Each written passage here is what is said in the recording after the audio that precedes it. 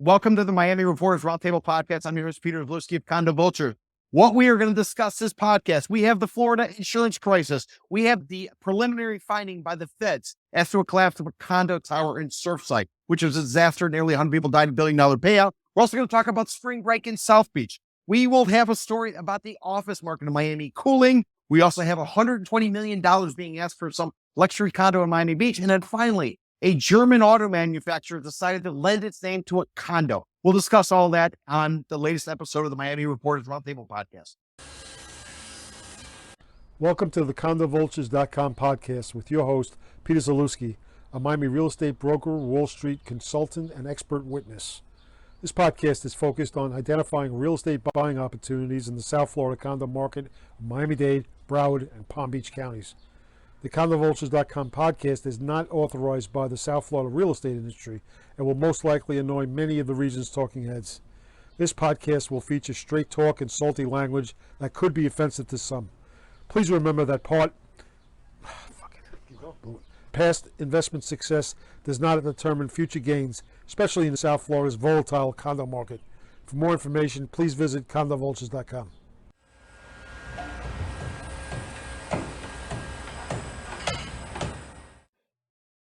Don't buy a South Florida condo, discounted or distressed, before taking a Condo Vultures correction tour.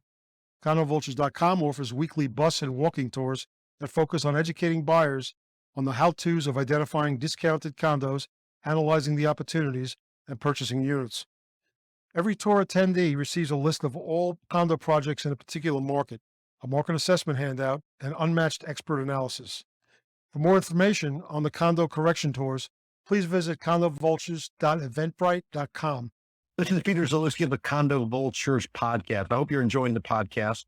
And I wanted to alert you that if you have a property that you're looking to sell in the Tri-County, South Florida area, I would encourage you to reach out to Jenny Cortez, a licensed real estate broker with cvrrealty.com. She's my partner. She's been in the business for north of 15 years.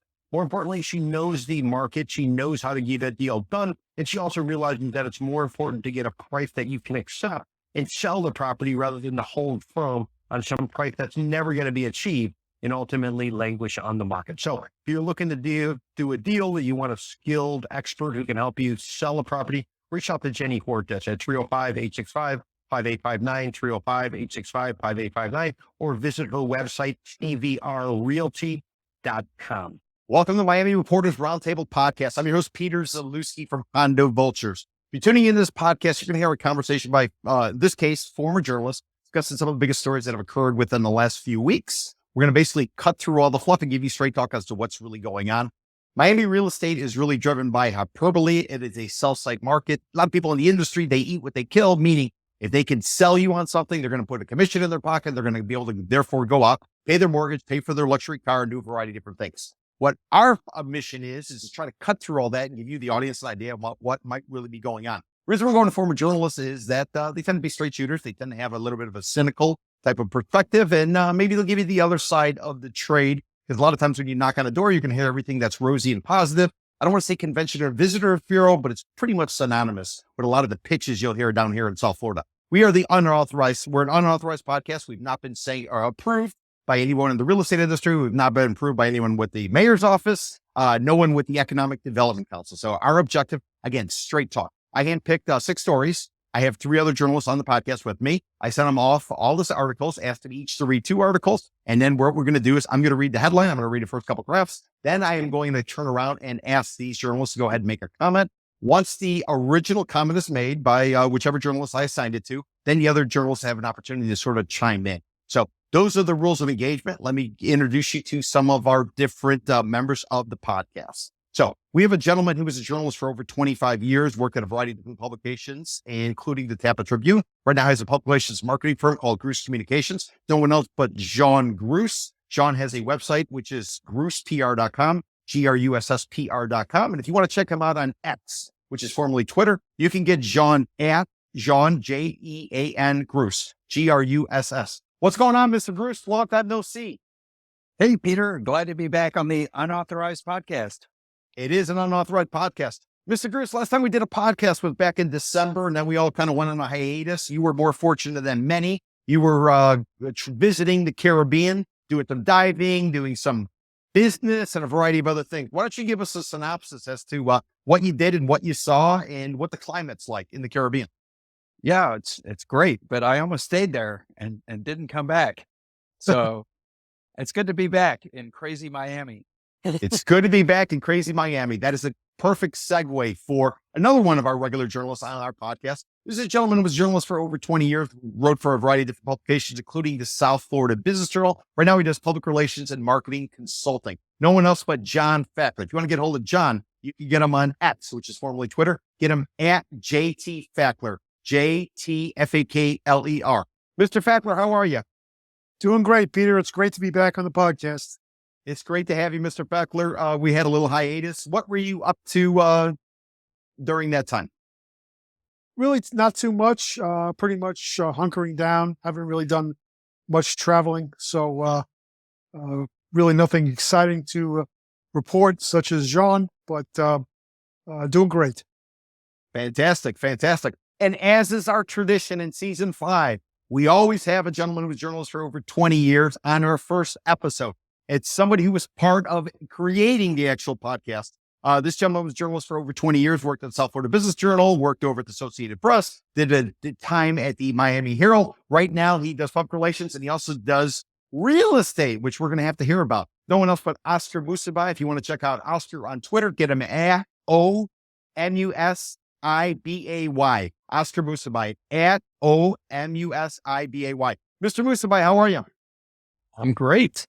I'm wearing my flower shirt, which always makes me happy, and I'm excited to be at the start of a new season.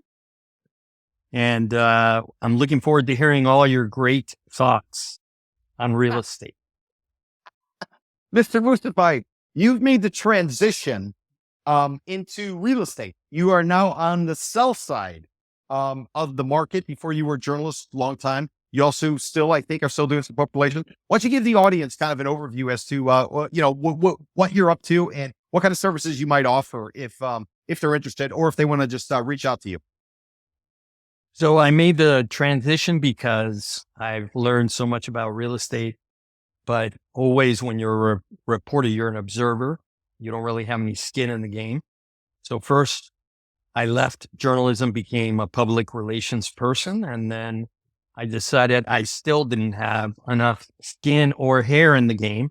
So I got into real estate, and now I'm focused on commercial, which is land, office buildings, whatever might be in the market at the time. I mean, right now there's a lot of activity in commercials, very strong, particularly in the industrial sector. I'm not involved in industrial, but pretty much everything else I'm interested in. So if you have an office building to sell or you have land available that you want a developer to look at, look me up on Twitter. Look you up on Twitter. So let me lay out what we're going to be doing before I go ahead and we begin with the stories. So this is season 5. We're scheduled to do about 20 episodes. We're going to be doing them every week. Our goal is to try to get into live streaming. So typically what we'll do is we'll live stream on a Tuesday, and then I'll go ahead and I'll edit it all down. And we'll come up with a polished product, which will come out every Friday for, your consumption, if you will. If you have any questions for us, if you want to reach out to us, please feel free to send us a message on X, which is formerly Twitter. Get us at Miami RRP, at Miami RRP. It stands for Miami Reporters Roundtable Podcast. It is not AARP, even though some of my colleagues on the podcast, they might qualify for AARP, but we are Miami RRP. So I always like to kind of get that in there. And then in terms of sponsorship, the only sponsor for this podcast is actually my firm, and it is condovultures.com. We basically collect information. We analyze data. We go ahead and we put it out there. We have a variety of different services. So I'd encourage everybody to sort of check it out. And as part of that pitch that I'm going to make, we have a newsletter that goes out. It goes out weekly. It's in depth. We roll up the sleeves. We dig in some data, and we're giving you some ideas of what's really going on in various markets.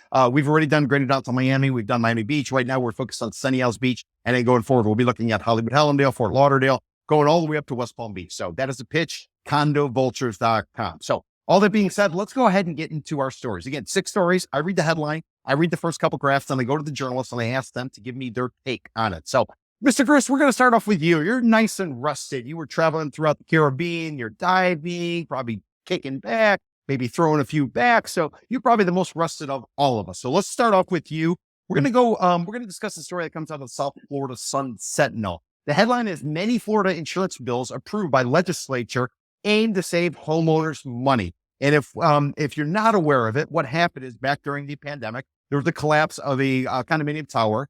And also too, shortly thereafter, there were some hurricanes that rolled through. And as a result, insurance companies are really taking it hard in terms of trying to go ahead and provide insurance for residential real estate or even commercial real estate in the state. So the legislature, realizing there's no state income tax, realizing that real estate is what fills the coffer, what they're trying to do is they're trying to bring insurance prices under somewhat of control. So some steps have been taken this recent Florida legislative session. And the story is about what we can anticipate based on the session that just recently ended. So, Mr. Gruss, again, the South Florida Sun Sentinel headline, many Florida insurance business bills approved by legislature aim to save homeowners money. I'll read you the first couple graphs, Mr. Gruss, then I want you to provide some insight.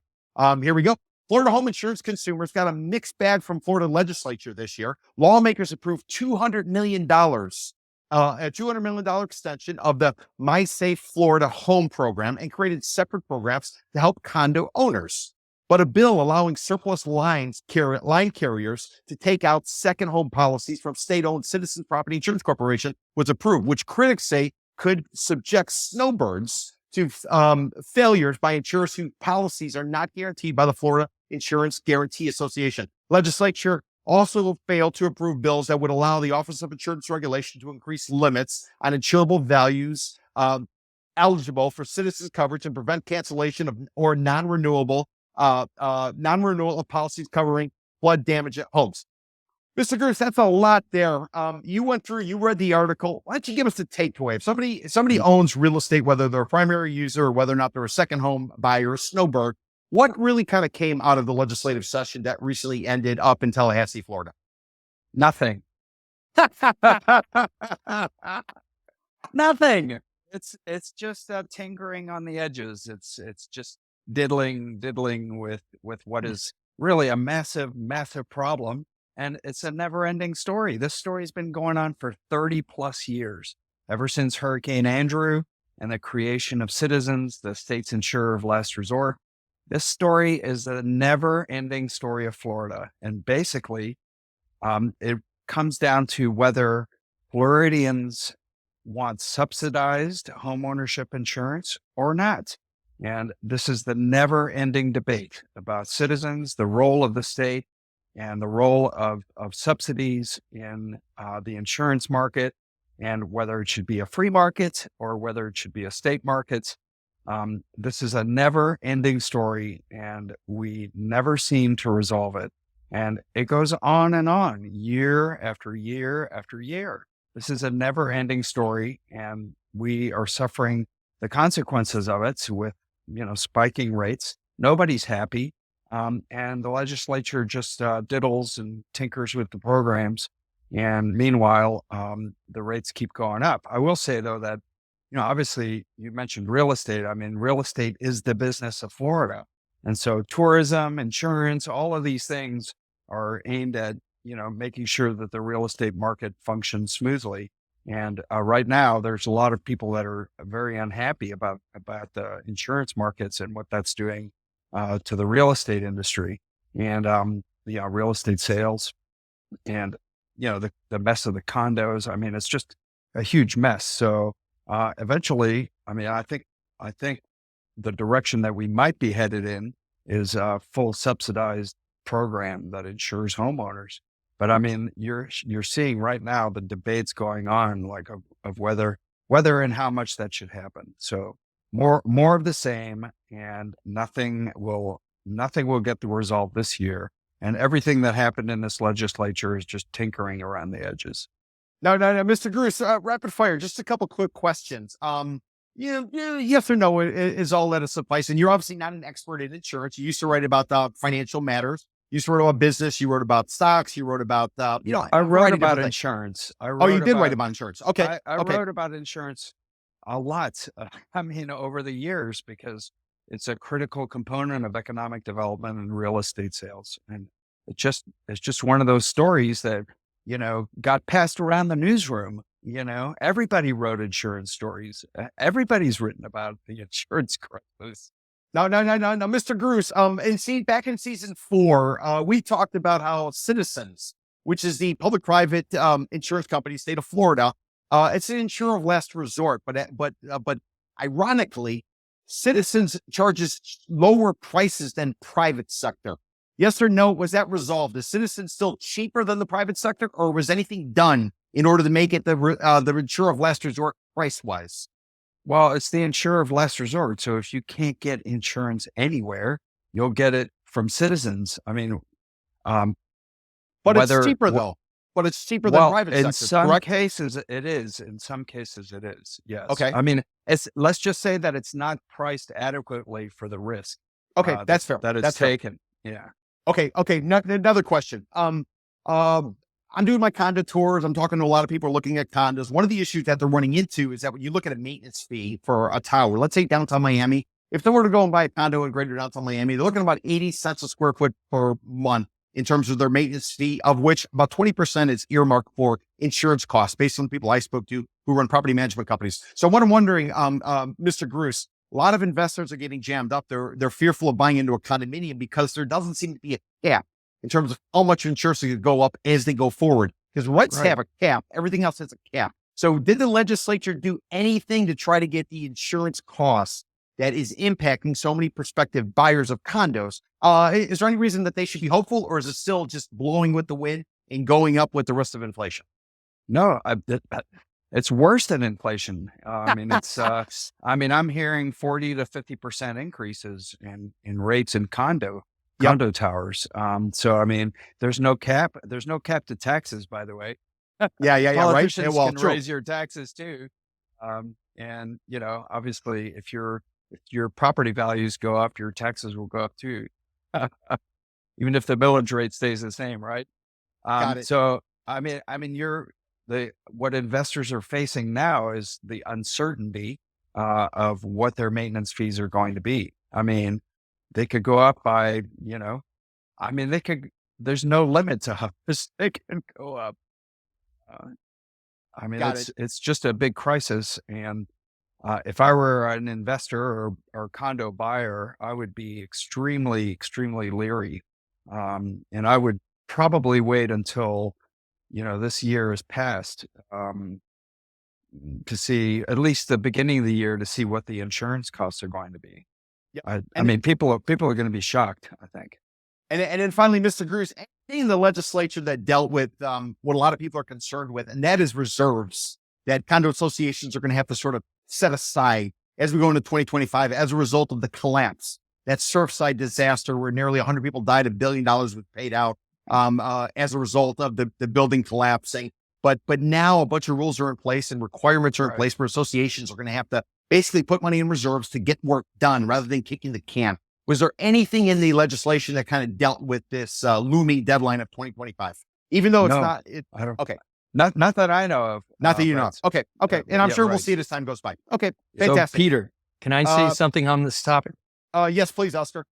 So I've done a lot of research on insurance in the last couple of years.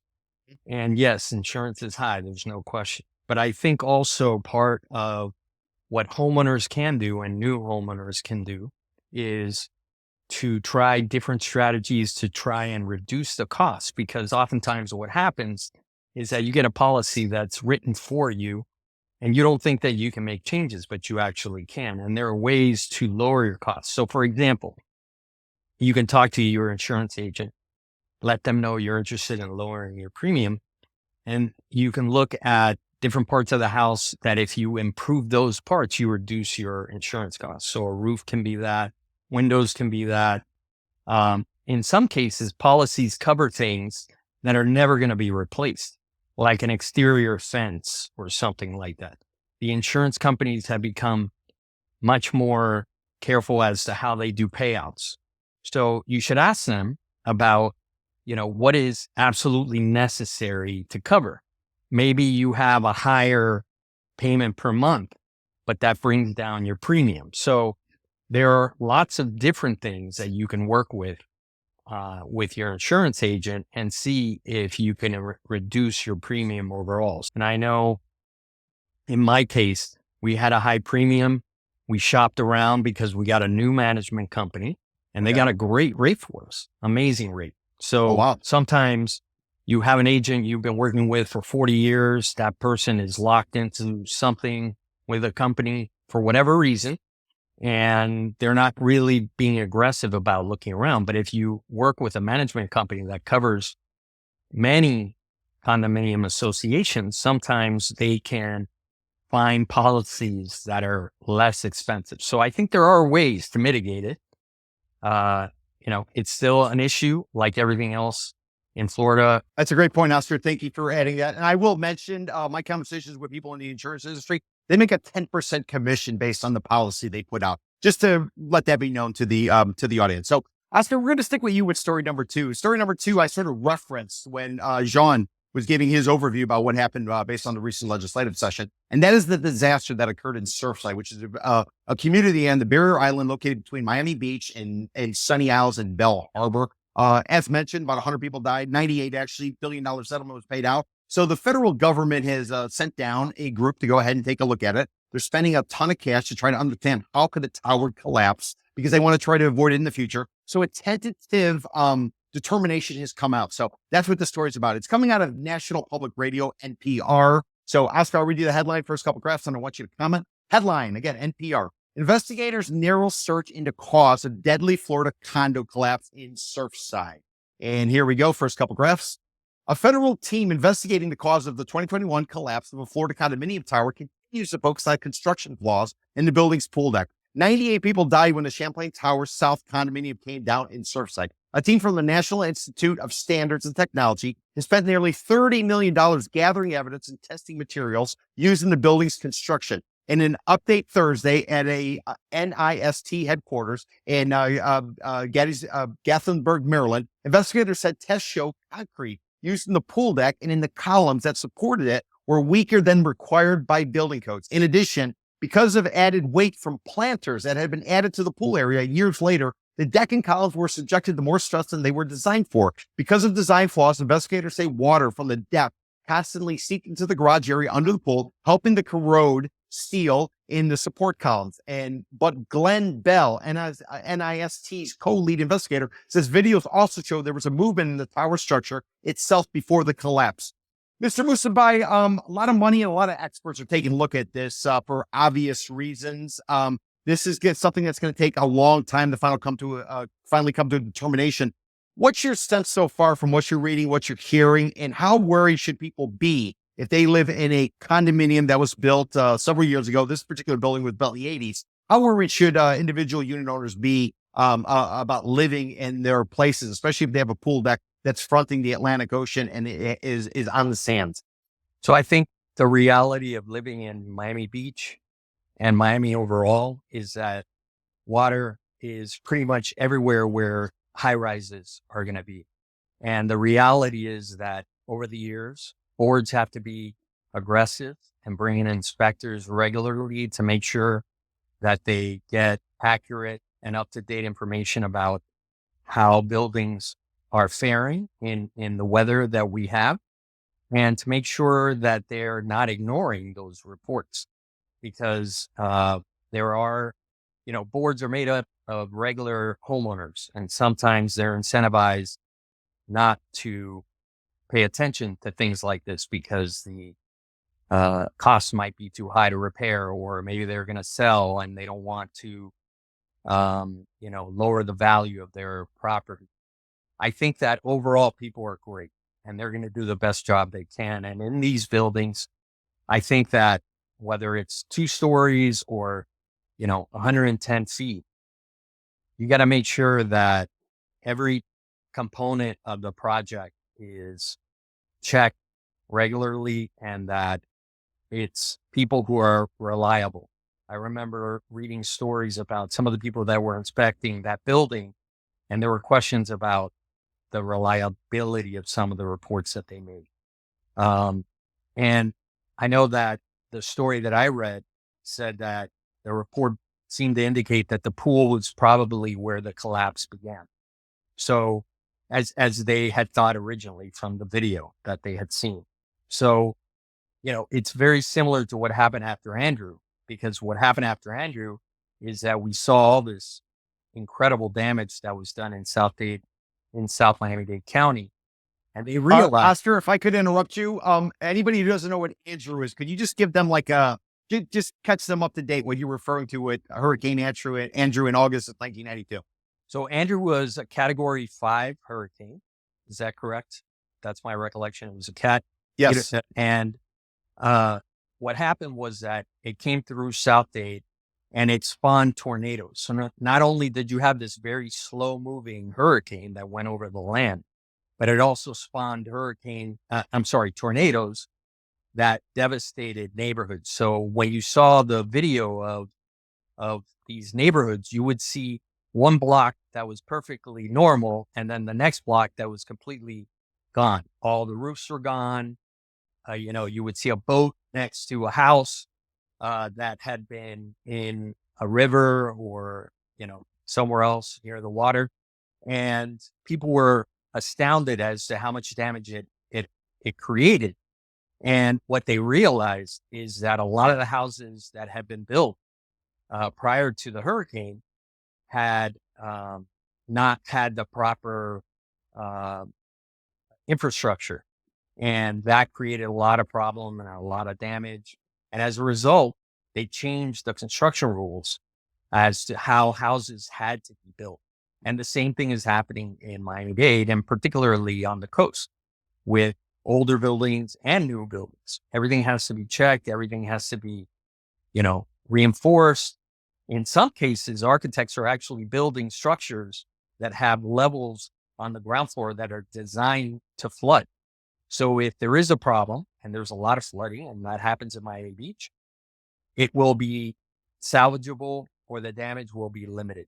So these are some of the things that we're doing in Florida, and specifically in South Florida, to address these issues. And I think the Surfside situation will continue to yield information that will be helpful to us as we continue forward. Fantastic, Oscar. Thank you for that. John Fackler, we're going to go to you with story number 3. It's coming out of the Miami Herald. Over the course of our history, and this is season 5, we've done a lot with the spring break in what sort of transpired down here in Miami. During the pandemic, the state of Florida was pretty much open. Masks were not an issue. If you wanted to come on down, spend some money. A lot of people came here for spring break. It turned into all kinds of situations. Plenty of us remember videos of people twerking on police cars. Recently, there were some shootings during spring break. It's just been a whole bunch of chaos. Current administration, or a lot of the officials have been elected in Miami Beach. They actually ran on a platform of trying to clamp down on spring break and some of the stuff that sort of was related to that. So we're right now recording this in March of 2024. There's spring break going on as we speak. So I'm going to refer to a story, or I'm going to read you the headline and the first couple of graphs of a story coming out of the Miami Herald. So here we go. In quotes, bringing the country to the city. Cowboys rode horses on Ocean Drive during spring break. So last year we had twerking. This year we got cowboys, Mr. Fackler. So I want to get your comment on this. First couple graphs. Stephen Harmon ignored Miami Beach's persistent messaging to stay away, choosing instead to trot along Ocean Drive on his trusty white sea Tango because he was on a far more important mission, bringing the country to the city. And this is a quote from Mr. Harmon. He says, every time I take my horse out in the city, I always see somebody that never seen a horse and never been around a horse, according to Mr. Harmon, who was perched up along Tango. And they were a nice little photograph. And by the way, you want to see a picture of Tango, simply go in the show notes and we have a link in there to it. Story goes on to say Harmon, who's 41, he drove from Hopkins, South Carolina with his 14-year-old Tango and his 9-year-old Little Bit, a pair of standard breed walking horses, to experience his first spring break in Miami Beach. Resident spring breakers and police officers were open mouthed and gawking as Tango and Little Bit strode down Ocean Drive. Harmon said he saw all the messaging from the city and remembered the violence from last year's spring break, but he said it was far more important to bring joy to the people. And here's a quote from Mr. Harmon. Mr. Becker, then I want you to comment. I wasn't scared, but I'm like, it's not going to detour me. I'm not going to change my mind, he said. I said, you know what? I'm going to do that and give people a good experience. We're going to see how it goes. By the way, Mr. Fackler, before you respond, I was at Cayocho, which is the festival, the one-day festival that goes on every year in Little Havana in Miami. And I actually saw Tango and I saw a Little Bit riding around. And I was wondering, what the hell two guys were doing with horses in the middle of the Coyote Festival. So that being said, Mr. Beckler, we had twerking, now we have horses. What's your take on it? And has everything that the current or the newly elected city commission, everything they've done, has it sort of solved the problem, or are we still in the process of figuring that out? Because we're only halfway through March, which is spring break month down here in South Florida. Well, listen, the only way this gentleman's going to bring any more joy to spring break on Miami Beach is if he trains the horses to twerk, because that is still going on. It's still going to go on. Just to give it some context, though, some of the measures that have been part of this really anti-spring break PR campaign by the city apparently seems to be working. They're doing a lot of crazy things. I mean, they're charging $100 to park. They're shutting down the actual beach at certain times. It's really, obviously designed as a deterrence to keep people away. And apparently up until now, it's actually working to a certain degree. We're going, I think it's the second week, and then the third week is towards the end of March. That's generally when the real trouble begins. Right now, the next weekend and the following weekend, that's when all the shootings and the, crazy ass behavior goes on. So some of the indications are that it's working to a certain degree, at least up until now. So it's going to be interesting to watch this, to see how this develops, because this has been a problem for several years. And, a lot of the businesses have been hurt by this. There's been obviously a crime increase, and there's a lot of politics around this. But, the bottom line is, can they manage spring break by these different activities that they're using to deter? So that, I think we should maybe check back next week to see how that's gone, to get a legitimate idea of what the bottom line is. All right, story number 4. John and Bruce, we're going to go to you with story number 4. This comes out of the Wall Street Journal. I will read you the headline, first couple graphs, and I want you to comment. Headline: Miami's office market was red hot. Now, its tallest planned tower can't fill its space. Subhead: the 1,000-foot project under construction is still searching for an anchor tenant. First couple graphs from Mr. Bruce, and I want you to comment. The challenges swirling around the skyscraper known as One Brickell City Center, which at around 1,000 feet high would be Miami's tallest corporate tower, show how the city's once sizzling office tower is starting to cool. New York developer-related companies and Swire Properties, an international development firm founded by the British Swire family, are struggling to find an anchor tenant roughly a year after the groundbreaking. Related is restructuring its agreement with Swire, which owns the land. According to people familiar with the matter, Swire even has considered selling the 1.55-acre site in Miami's downtown. According to a document viewed by the Wall Street Journal, Swire said it continuously evaluates different options for its development sites, and that the one for One Brickell City Center is currently not for sale. Related said it was continuing to work with Swire. Rising interest rates and hybrid work have punished U.S. office market. Miami for years weathered such headwinds better than most cities, thanks in part to the steady stream of corporate relocations and the limited supply of office buildings. Mr. Chris, we're hearing a lot about companies calling people back into the office. 3 days a week is pretty much the norm. For increasingly, it's 4 days a week, Monday through Thursday. You don't have to work. You could work from home on a Friday. There was a story in the Wall Street Journal a few weeks ago talking about how AI has basically surpassed anything else going on. And now everybody's being called to San Francisco and Silicon Valley to work on AI, which is breaking free. And people are bailing on Miami and they're bailing on other places. Mr. Chris, can you sort of pile this together? Are they related? And I'm not talking about related companies to the developer, but I'm saying, is it related that as people are leaving, going back to Silicon Valley after the pandemic relocation era, work from home era, or is this just coincidental? The interesting thing to me is that the office market nationally has been struggling. There's no doubt about it. And even if people are going back to work for a few days a week, there's no like new absorption of office space. And for some reason, developers here think that Miami is sort of the exception to the national rule. And somehow Miami is unique and unaffected by what's happening in the rest of the country. And that's just not the case. And so what we're seeing now is, as the market is cooling, then office buildings are having trouble luring new tenants. And I mean, this is not singling out this particular developer. I think it's citywide. The thing is that Miami is not immune from national trends. And I think sometimes in Miami we have the sense that like we're different, and somehow like somehow there's no what's happening in the rest of the country is really nothing like what's happening here, and that we should be fine. But there's developers putting up new office buildings at a time when office buildings are selling now for below replacement costs in many places in the country. And San Francisco, obviously, being Exhibit A, despite the fact that some people are going back to San Francisco, and I really don't know that it's a wholesale return to San Francisco. But fact of the matter is that office space in San Francisco, Chicago, New York, I mean, there's even as they're calling people back in the office, it's still not back to where it was pre-pandemic. And I don't think we're going back there. And meanwhile, in Miami, we're putting up new office buildings.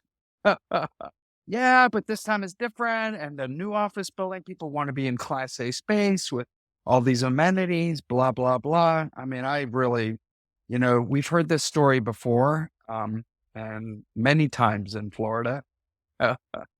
And we've seen the results, those of us who've been around a while know what happens. Mr. Gruss, let me just ask you a follow-up question before I open it up to the floor.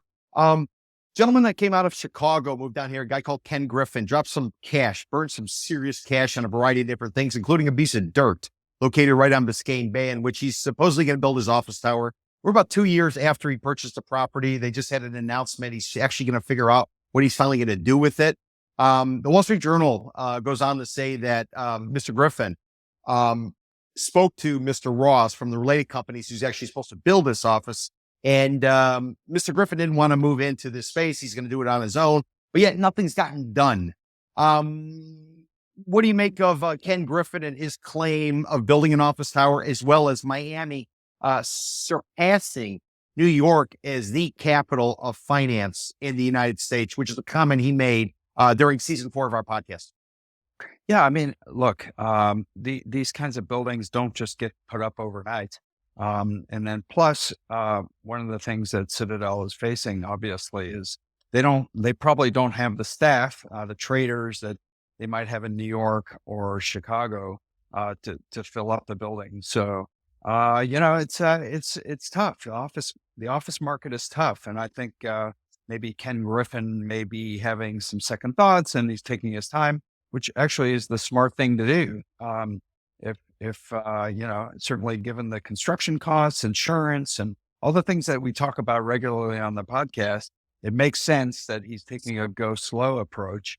And, there's plenty of office space available at reasonable rates. Why put up your own, and certainly, might have something to do with his own business, and his outlook, for how things are going. So, there's just a lot of moving parts to it. There's a lot of egos, as Stephen Ross and Ken Griffin, they're like billionaire, super ego guys. So I'm sure, they drive a tough bargain with each other. I think there was talk too that Ken Griffin was going to take a minority stake in the Miami Dolphins, as part of the deal. And I don't know, when you have two billionaires going at it, sometimes things don't work out.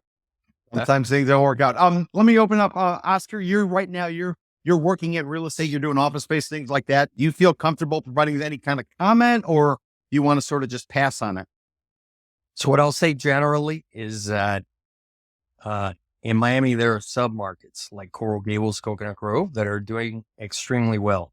And Miami is a market that has started construction on a lot of new Class A. And generally what that does is it forces the B's and C's to reevaluate their position, because whatever the Class A is going to charge is going to impact B's and C's. And everyone who's in a B and C, if they can, they're going to try and figure out a way of getting into an A. Now, I think what is interesting, and John alluded to it, is that maybe the people who can, Bezos, Ross, all these people. Bezos from Amazon, Right. Jeff Bezos from Amazon, who recently relocated from Seattle to Miami Beach Right. area. So what that does, that kind of relocation, what it does is it prompts the staff that works with people at that level, the CEOs, to move here as well. And I think that is part of what is fueling this exuberance, that when you see, a continued parade of billionaires moving here, and they're not the only ones, that is going to continue to drive condominium development. It's luxury condominiums, luxury single family homes, the branding of single family the branding of condominiums, which you're going to talk about soon. All of that is part of this kind of shift of Miami becoming the financial capital. And I think that is a driver that's going to continue. Now, there's no question that the office market has to settle, and that there has to be a perspective on post-COVID Miami and how office reacts to that, right? Because what happened during COVID is that everyone moved here thinking that they were going to be able to work from home, and it drove housing pricing up, and it drove construction up, and it also drove some of this exuberance about office buildings, new office buildings. But now that the companies like Apple and some of these other companies are saying you got to come back, then that's had an impact on how office space is used. So there's a lot more shared space, and architects and developers are combining uses as well in this new modern office work dynamic, where you'll have rentals in the building. You'll have these very new types of designs for office spaces, and you'll have destination restaurants that are popular not only for the people who live there, and in some cases, you're getting exclusive restaurants inside of these buildings as well that are specific to the residents who live there. So that's like a whole new level of financial status and investment and access that is new to Miami, and that's going to continue. So there's a hiccup in our market like there is in the rest of the country, but we're faring much better than the rest of the country for the most part for newer product, right? Some of the older buildings in other parts of South Florida are having issues in suburban markets, but our markets in Miami, our suburban markets, are extremely strong. So it depends on where you're at. Interesting. Great point, Oscar. Appreciate that. Oscar, we're going to stick with you with story number 5. This is a piece that's actually coming out of the New York Post. I'll read the headline. I'll read you the first couple graphs, and I want you to comment. Headline: a Miami Beach penthouse is poised to sell for more than $120 million and will break an area sales record. Wow. By the way, anybody who wants to get some details on that, I'm a price per square foot guy. I run the numbers real quick. Talking about $11,429 a foot. In our newsletter, we took a deep dive into Miami Beach. There had been 15 sales of north of $4,000 a foot or so in its history. These guys are going to try to push $11,400 a foot. So just imagine that next time you go into your restroom. So I'll read you the first couple graphs. An oceanfront penthouse in Miami Beach is in contract for a staggering sum of exceeding $120 million. They didn't say if it's US dollars though, Oscar. Could be Canadian. But that being said, if sealed at this price, the deal would shatter previous records and secure its position as the most expensive condominium ever sold in the Miami area, according to the Wall Street Journal. New York posted a rewrite of the Wall Street Journal piece. Story goes on to say the buyer's identity remains unknown. Developers, the Witkoff Group and Monroe Capital, did not respond to the Journal's request for comment. Serial real estate record breaker Ken Griffin. This is a gentleman from Citadel who moved down to Miami during the pandemic from Chicago. This gentleman's featured in a movie called Dumb Money. I'd encourage everybody to sort of check it out. Right now, he owns a piece of dirt in Miami where he wants to build an office tower. He's bought some historical houses, make a real commitment to this area. So that's Ken Griffin. So the story goes on to say, serial real estate record breaker Ken Griffin, the billionaire hedge fund titan, set the most recent record in Miami in 2015 when he paid $60 million for 2 penthouses at the Argentine developer Alan Faina's Faina House. Griffin has since sold those units for about $46 million. Oscar, what do you make of it? $120 million for a condo that's 10,500 square feet. Granted, it's got a big terrace area in addition to that, but does anything in Miami justify $11,428, $29 a square foot? So I think that this type of product is really a signal of how Miami has changed, that it's really about what the market will bear. And people like Ken Griffin and others are paying, multi-millions of dollars for properties that they may end up knocking down, because they want to build the ultimate mansion that they can flip in a few years if they want for more money. It's an investment. Most of us think of buying a house as the place we're going to live, right? Where our kids are going to be, where we have guests. And the reality is that for many people at that level, at the ultimate level of wealth, it's about an investment. It's about, okay, if I'm going to do this, I'm going to take it to the nth degree. I'm going to make this as luxurious as possible. I'm going to set a standard that's going to be the highest it can be until someone surpasses it. I mean, New York is that kind of city where you have building after building after building that is setting a higher standard for luxury. And you were just saying at the beginning of the podcast that Miami has now surpassed New York in terms of being the financial capital.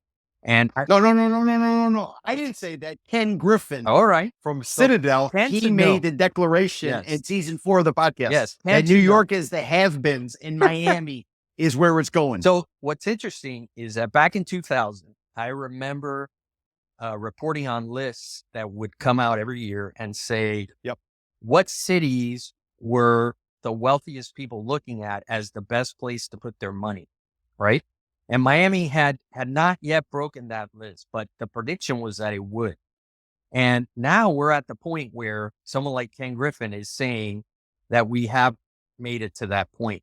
And he's not just saying that. He's not someone who would just say something like a throwaway line because his credibility is at stake. So him saying it adds a lot of authority and a lot of credibility to Miami as a whole. And there are a lot of family offices that are more aggressive and more active in markets, specifically in Miami. So I think that what's also interesting is that along with that, condominiums in particular are looking for branding that will help them differentiate themselves from other product. And your next story is going to be about that. Yes. And I think that what tells you. Well, why? But Oscar, though, just so we're clear, you talk about branding. The branding of this project is called the Short Club. Yes. But the Short Club in Miami is known as is a known quantity. It's one of the most, elite type of products in the marketplace. Well, I can tell you what I know of the Short Club. Last time I went in there when it was still operational, they had some problem with their air conditioner. And it was like a musty smell when you walked in. But it was never cold enough. Yeah. The units were small. Granted, it's a great piece of dirt. Anybody doesn't know where the dirt is? It's about 20th or so in Collins, just south of the Satai.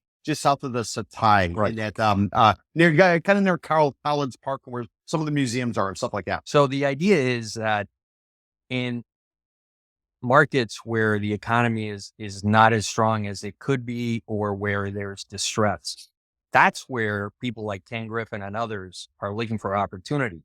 Because the Short Club, whichever location it might be, I mean, that's how Gil Deser and his family made all their money. The same with, other very high-profile entrepreneurs in Miami who.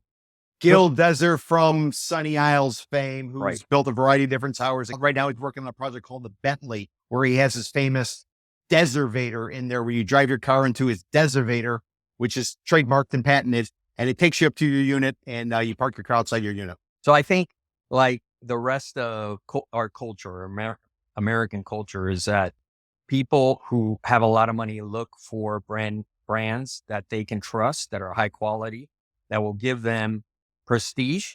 And our condominium marketplace is exactly the same. And they're looking for properties that are familiar, names that are familiar, that are household names.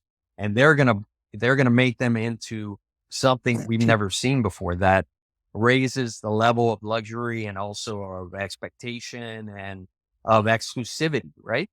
And I think that's what all these properties represent. And I'll leave it at that because I know you have another story. Yeah, I to talk appreciate about. that. That's my story. Okay. Sorry about that. Yeah.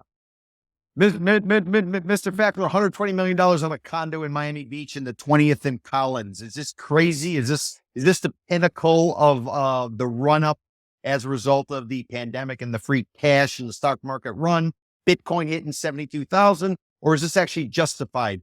Is this being built on sand? Or, well, figuratively, literally it is, but figuratively, is it being built on sand, or is there cement and some kind of foundation below $120 million for a condo? I think really a ceiling has been met as far as the price of condos, the luxury condos. What's happening is that developers are trying to differentiate themselves, separate themselves from their competition. So what they're doing is they are aligning themselves with luxury branded condos. Yeah, but Mr. Point to the New York Fackler, Times. Mr. Fackler, this project's called the Short Club. Short is somebody who's been around Miami Beach for quite some time. They don't know what the hell the Short Club is. It is a generic name that I don't think anybody would recognize unless you're like an old timer who probably can refer to the Rascal House and Wolfies. But short of that, who the hell knows the Short Club in Miami Beach? You got to be a little long in the tooth to recognize that. Well, I think it's a complete fantasy. Oh. I mean, it's just how high can you go? You know, and it's just typical of the boom and bust cycles of Florida. You know, this is the same story over and over and over. Everybody's drinking the Kool-Aid. Oh, these are luxurious properties. Everybody's going to come down and pay more than the next guy. And everybody thinks that they got in on a great deal, and the next guy pays more, and the next guy pays more until the music stops. And the music's going to stop. And when it does, you're going to have a lot of empty buildings and a lot of cranes up there. I'm looking at cranes outside my window, and they're not going to be building anymore. And in fact, we've seen some stories already that some developers are actually shelving plans for new condos because there is a tsunami of condos coming. The supply is going to overwhelm the market. There's only a finite number of people who can pay these multi-million-dollar condos, and we're going to have an epic bust, just like we do every 10, 15, 20 years in Florida. It's the story of Florida. This is like, But Peter, what are your numbers? I don't know. It just seems like it's just like a repeat of every cycle that we've gone through since the 1920s. So, I mean, this is the same story. Peter, what are your numbers? What do your numbers say about the inventory right now, the condo luxury inventory? Going through the stats, what I can tell you is supply is going up because listings are going up, but nobody's buying. The days on the market that condo resales are sitting there is doubling what it took last year, 2023, in order to transact a unit. Mm-hmm. And I would tell you, days on market will reflect buyer sentiment. If they really want something, it's kind of like back in the day when there were an open house and there'd be like 30 people coming through and there were 15 offers. Well, those days are gone. Right now, properties are just sitting there months upon months without being able to sell, which means the seller, at some point, they realize what they have is really a commodity and they're going to have to price it as such, just like you would price unleaded gasoline. I would buy the 87, even though I haven't had a car in 11 years, rather than the 93. So this, the $120 million condo, who the hell knows what it's worth? We're going to go with story number 6. Mr. Fackler, we're going to go to you. John Fackler, we'll go to you with story number 6. It's coming out of the South Florida Business Journal. I'll read you the headline for a couple graphs. Then I want you to comment. Headline: Mercedes-Benz plans its first North American condo in Miami's Brickell area. Prices started at about $550,000 a door. First couple graphs are: JDS Development Group will partner with Mercedes-Benz AG to brand the condos in its 67-story mixed-use tower in Miami's Brickell neighborhood. By the way, anybody's interested, want to know where this is? It's basically off of 12th. It's a block west of the Metro Rail tracks. So So it's actually in West Brickell. Anybody knows East Brickell and West Brickell, a little bit of difference in pricing. But that being said, I'll go on with the story. This would be Mercedes' first North American condo project. According to the company, 791 units in the residential tower will be branded Mercedes-Benz Place. And the German automaker's design team, in collaboration with New York-based shop architects, refined the design of the building based on its sensual purity concept. It goes on to say, and there's a quote here from Chief Design Officer for Mercedes-Benz. He says, this philosophy based on the duality of emotion and intelligence consists of a hot and cool pole. The cool aspect represents very much the tradition of geometric German long-lived design originated in the Bauhaus. This crucial part of our brand was the inspiration for the architecture of this extraordinary new Mercedes-Benz Place landmark in Miami. Mr. Factor, why don't you give us your take? And I was wondering if you could give us some kind of context about the hot and the cool pole that this designer from Mercedes-Benz is referring to. I have no idea what that means, the hot and the cool pole. But I can tell you that, getting back to my earlier point, you want to market it to your audience. So I figured you might be able to help us understand the audience what this German designer is referring to. Not really sure exactly what that means, but I will say that, when you get into the highfalutin world of high-end real estate, such as in this case, I mean, obviously the developers are trying to separate themselves from each other. It's very competitive. So right now, the market for, according to the New York Times, is a recent story, the market for these luxury branded condos is growing by 12% a year. And that's through 2026. So apparently they've hit the mother lode as far as being able to sell these luxury branded condos. Mostly they're aligning themselves with high fashion or auto brands. We've already seen Armani, Bentley, Fendi, Missoni, Porsche. So all these names are out there. They're designed to attract the high-end buyer who wants to align themselves with these fashion brands. It's separating themselves from the pack, and that's the high-end pack. So Mr. Beckler, if I could just throw it out there, you've been down in South Florida for quite some time. You came from New York in the 80s. You've been down here on the ground for 40 years, roughly. The location of this property is west of the Metro Rail tracks. It's probably a 4-block walk from Brickell Avenue, even though they're referring to it as the Brickell neighborhood. It's actually located next to a fire department. It's across the street from a rental tower. Caddy corner would be a Chase Bank branch where you could drive your car through. It's a 1-story facility. Next to that is a gas station. You have a nice Walgreens, which is 1 story, and you have a Publix. $550,000 for a unit. Okay, call it reasonable price. They don't say the square footage. But what I'm wondering is, does that reflect the Mercedes-Benz brand being across from a bank branch with a drive-through ATM, a gas station, a Walgreens that's open 24/7 so you can get booze or you can get cigarettes or you can get anything else, as well as a Publix? Is that Mercedes-Benz brand? No, it's not, obviously. But the design concept, which was talked about in the story. This is the cool pole and the hot pole? Exactly. It's sort of based on the Bauhaus, German theory of architecture. So they're using that as a springboard, the actual design of the place, to attract the customers, not so much the location. So, again, they're trying to compete with each high-end luxury legacy brand. They're trying to outdo each other. And I think that's kind of more to do with this than location, obviously. It's not the greatest location as far as I'm concerned. I mean, certainly I wouldn't associate it with Mercedes-Benz, but, I'm more middle class, so I wouldn't really be able to judge that. But that's just my theory. John, Oscar, am I wrong? Am I being too critical of this design? I mean, granted, you can knock down that gas station. You can remediate the dirt. You can put up another tower there. You can knock down the Walgreens and put up a tower. You can knock down the Publix. The fire station you can't get rid of. There's a sushi place across the street. I think it's like $12 a dish. Am I being too critical for what Mercedes-Benz represents, or is there a little bit of a disconnect between what Mercedes-Benz is supposed to be and what this location is? Well, personally, I think I should have been the Kia Tower. So Anybody who doesn't know, Kia is a brand out of South Korea that is value oriented for value. First of all, it's oriented a buyers. fantastic car, by the way. It's one of the best cars out there. So, I know. That's why they should have I a used to Kia own one. Tower. It'd be a huge All right. hit. I mean, it's just all marketing sizzle. I mean, Exactly. one of the big questions that I have is what happens in 20 years when the building is,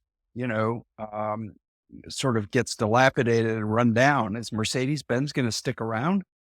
You're not going to see that Mercedes-Benz marketing anywhere near that building. I mean, that is a finite thing to sell the units. I mean, what I would be really interested to see is in the condo documents, how long is the marketing agreement with Mercedes-Benz? How long is Mercedes-Benz going to allow its name to be used to sell these units? And I'm also curious, like, okay, well, what does Mercedes get out of it? I think that would be very interesting. I'd be very interested to know that. And, ultimately the building, once it's sold, I mean, can Mercedes walk away and decide that it shouldn't have its name on the top and they're just using using the sizzle of Mercedes or Pagani or whatever automobile, Bentley, Porsche, whatever. I mean, it's gotten ridiculous. I mean, every luxury car has a building now. I mean, it's just ridiculous. okay. And we've been talking about this on the podcast for the last few years. Can I have Mr. my say Fackler. now? Can I have my say? Yeah, well, let me just say, Oscar, let me ask Mr. Fackler one question. Mr. Fackler, because it was your story and, you have a German designer. You're of German descent. You probably wear your Deutschland shirts. There you go. I don't know Here if we you go. speak, I don't know if you speak German or not, but, isn't Volkswagen, isn't that supposed to be the people's car based on the location? Wouldn't Volkswagen have been more apropos rather than Mercedes-Benz, which is, like some sort of distinguished luxury? Could you kind of give us your take on that before we go to Oscar? You're actually right. I mean, it's more the people's car, the Volkswagens, but obviously they're going for the sizzle. They're going for the high end brand, and again, they're just trying to outdo each other. These different luxury legacy brands. So I think that's got more to do with anything. Okay, Anything else? Oscar, Musibay, the floor is yours. All right. So Miami Beach, Miami are the cities of imagination. I mean, you had Morris Lapidus, who created the Fountain Blue and used his marketing skills to create such a unique product that it was, the emblem of Miami Beach for many years. And to the point where now the Sofers have expanded it and created condos there. And what that tells you is that you can create a brand identity in any neighborhood if you incorporate interesting design, interesting brands, interesting ideas. Sunny Isles is another example. The Desert family created tower after tower, including Porsche Tower, right? That across the street from those incredible places, these very high-end towers, is a Kentucky Fried Chicken, or at least it was until a few years ago. The last Don't time forget I the was Burger over- King. Huh? They have a Burger King and a Navarro discount. Right. pharmacy. And there was I think there was a Wolfie's across the street also that's gone now. And I loved Wolfie's, but that's not what's across the street on the ocean, So it tells you the story of how people who come here want to live out their dreams. They want to have this fairy tale, this fantasy play out, even if it's just for a week, if they're vacationing here or if they're investing in a condominium that is put into, like a hotel dynamic, like a condo hotel or whatever. I mean, the reality is that these people are creating opportunities that will last 10 years, 15 years, 20 years, a generation. That's a long time, Morris Lapidus. It's true, Oscar. Yeah. Well, Oscar, so just to clarify, you're talking about Sunny Isles and how there's a KFC across the street from a Trump Tower that's on the sand. So this particular Mercedes-Benz site's about 6 blocks from the bay. Are you saying because of global sea level rise, the water is going to extend to this Mercedes and then suddenly it'll get the kicker because it would be waterfront? So what I'm saying is That that's is funny. tongue in cheek. Yes, That is tongue in that's funny. cheek. Yeah. You're going to get a letter from Mercedes-Benz probably. But the bottom line is that I think that what Miami real estate is about is dreams, making dreams out of places that you never imagined would be, viable as luxury, like the one hotel when it came to Miami Beach. I didn't know anything about that brand, but now everybody knows it. How do I know? Because Mr. Fackler, Yeah, go ahead. do you know the one hotel? Spoken like a true PR guy there, Oscar. I'm sorry. What you know about the one Faena? hotel, Mr. What about Fackler? Faena? What was the Do you know question? Faena? Do you know the Faena? Mr. Fackler, do you know of a place called the One Hotel in Miami Beach? No, I don't. Okay. Go ahead, Mr. Musibay. All right. So And so the audience knows we're having fun. Yes. We all know each other. Yes. We all Yes. respect each other. yes, This is just the banter, the yes, back but and one forth. hotel is a luxury hotel and condominium, right? And I can tell you that it's a very busy location that people who have, discretionary income are spending their money there, just like they're spending it at the Fontainebleau, just like they're spending it at these very high-end condominium destinations. And if anybody doesn't know, One Hotel is located roughly about 24th or so in Collins. That's right. It has a common wall with the Roni Palace, which you might recognize. And La Frick Group Right. was the one that was involved with going ahead and converting it way back in the way. And way Faena- back in the day. So Faena is another brand that before it came here, I wasn't familiar with, right? And yeah, but Oscar, I don't know if Faena is a good example Why? because we were supposed to have a whole district in Mr. Faena. He was known for wearing a white outfit and a white hat. He sold his mansion. He unloaded the dirt he had left. He hightailed it back to Argentina. And now there's a project going up, which would have been the latest phase of Faena. It's now called the Aman. okay. So I'm not sure if Faena is a good example. Well, what I'm suggesting to you is that there is the ability to create destinations through these brands and by spending a lot of money on places that maybe have lost their luster and someone new comes in and says, I can redo all this. And I think that is where the opportunity lies and Great the point. future of Miami lies. And if we are the financial capital, they're not living in Hialeah. They're living on the beach. They're living in Brickell. Brickell is a very strong office market, as it turns out. Now, going back to that story, every market, every cycle has an end. And are we at that end? I don't know. We will find out as more product comes onto the market. But in terms of us becoming the financial capital, us having all these brands here, it's a sign that there is another level of investment on a regular basis, discretionary income on a level that we haven't had before that is fueling this type of expansion. And people see that who have money, developers, et cetera, and they're like, well, if he can do it, I can do it, and they jump on that and they try to replicate that. Now, which one is the last one when the music stops, right? Which chair is the last chair left? We don't know yet because we haven't gotten there yet. It's still continuing. There are lots of people who want to come here.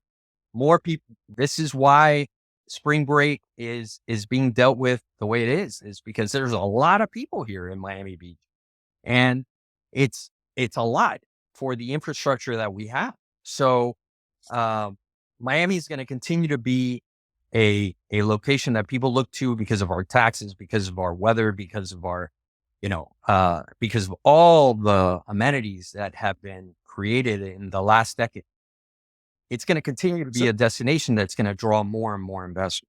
So that's Point taken, Oscar. That was a great pushback. I appreciate that. I want to thank all of the panelists for participating in episode 1 of season 5 of the podcast. We're going to be doing these every week. We'll be doing a live broadcast on Tuesdays, and then the podcast will be edited and posted on Fridays. So let me thank Jean Gruss. Jean was a journalist for over 25 years. Right now, he has a public relations and marketing firm called Gruss Communications. You want to check out his website, go to GrussPR.com, GRUSSPR.com. You want to get him on X or Twitter, get him at Jean Gruss, JeanGruss. Let me thank John Fackler. John was a journalist for over 20 years. Mr. Fackler was, he worked at the South Florida Business Journal. Right now he does public relations and marketing consulting. You want to reach him on Twitter. You can get him at JT Fackler, JTFAKLER. And I want to thank Oscar Musibay, a journalist for over 20 years, worked at a variety of different publications, including the Daily Business Review. Right now, Oscar is still doing some public relations, but he's moved into the real estate game. He is pushing, what is it, Oscar? Office space, retail space. I focus on what else? commercial opportunities. So look me up on Twitter, and I'm sure I can help you find what you need. Look him up on Twitter. His handle is, well, Twitter is now known as X. His handle is O Musibay, OMUSIBAY. And I'm Peter Zalewski from Condo Vultures. If you have any comments for us, do you have any questions for us, go ahead and hit us up on Twitter, which is formerly Twitter. Now it's called X. Get us at Miami RRP, which stands for Miami Reporters Roundtable Podcast, not AARP, even though some of our guests were complaining about twerking and dancing and everything else. We're not in that phase, but get us at Miami RRP. And don't forget, every Friday, we'll put up the edited versions of the podcast. Tuesdays are live. Check out my website, condovultures.com. Until next time, take care of yourself. Wait. And we'll Peter, catch up soon. I have a question. So yes, Oscar. Can you describe the future shows, how they're going to look and how they're going to work? Yeah, we'll describe that in the next podcast. So all right. Thanks everybody for tuning in. Much appreciated. All right. See you. Take care.